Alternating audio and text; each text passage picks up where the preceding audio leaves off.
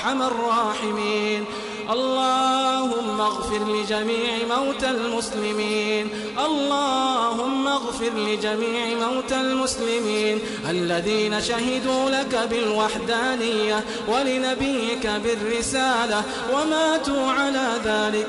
اللهم اغفر لهم وارحمهم وعافهم واعف عنهم وأكرم نزلهم ووسع مدخلهم واغسلهم بالماء والثلج والبرد ونقهم من الذنوب والخطايا كما ينقى الثوب الأبيض من الدنس، وجازهم بالحسنات إحسانا وبالسيئات عفوا وغفرانا.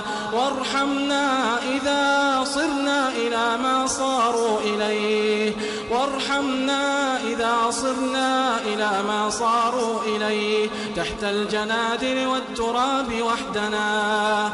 اللهم آنس وحشتنا في القبور وثبتنا فيه عند السؤال يا رب العالمين. اللهم اغفر لنا وارحمنا وتب علينا إنك أنت التواب الرحيم. اللهم إنا نعوذ بك من علم لا ينفع ومن قلب لا يخشع ومن دعوة لا يستجاب لها برحمتك يا أرحم الراحمين. يا كريم يا رحيم يا ودود، نسألك بأسمائك الحسنى وصفاتك العلى، ونسألك باسمك الأعظم الذي إذا دعيت به أجبت وإذا سئلت به أعطيت. يا حي يا قيوم يا حي يا قيوم، نسألك في هذه الليلة الكريمة، نسألك في هذه الليلة الكريمة المباركة يا حي يا قيوم أن تعتق رقابنا من النار. اللهم اعتق رقابنا ورقاب آبائنا وأمهاتنا من النار.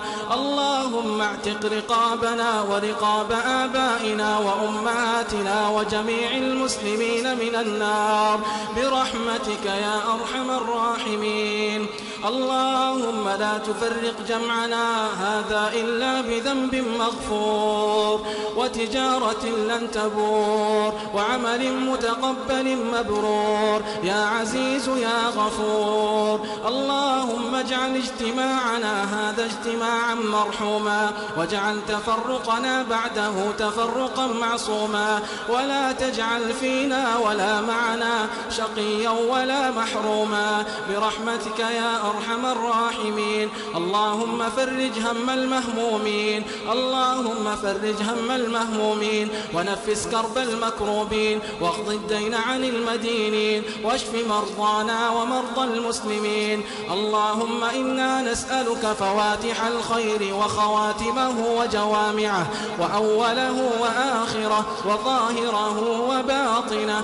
اللهم أصلح لنا ديننا الذي هو عصمة أمرنا، وأصلح لنا دنيانا التي فيها معاشنا، وأصلح لنا آخرتنا التي إليها معادنا، واجعل الحياة زيادة لنا في كل خير والموت راحة لنا من كل شر برحمتك يا أرحم الراحمين. اللهم إنا نسألك موجبات رحمتك وعزائم مغفرتك والعزيمة على الرشد والغنيمة من كل بر والسلامة من كل إثم والفوز بالجنة والنجاة من النار برحمتك يا أرحم الراحمين. اللهم اغفر للمسلمين والمسلمات والمؤمنين والمؤمنات